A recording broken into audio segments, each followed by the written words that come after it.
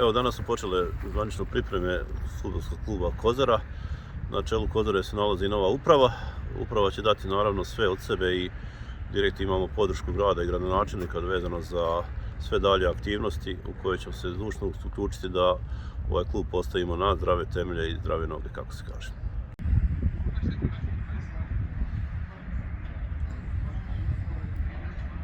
Danas krećemo s radom, pred nama je 6 sedmica do početka prvenstva. Moramo maksimalno iskoristiti ovaj period da se dobro spremimo za sva ona iskušenja koja nas očekuje. Kompletne pripreme ćemo obaviti na našim terenima u Gradišci. Planirano je da odigramo 5-6 pripremnih utakmica.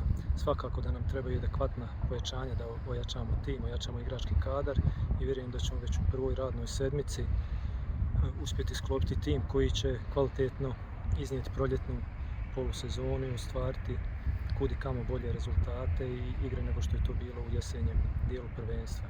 Vjerujem da ćemo uz jednu novu energiju, zajedničkim kvalitetnim radom, dobrom atmosferom, kažem još jednom, biti daleko bolji nego što smo bili jesenas, pružiti dobre igre i ostvariti dobre rezultate.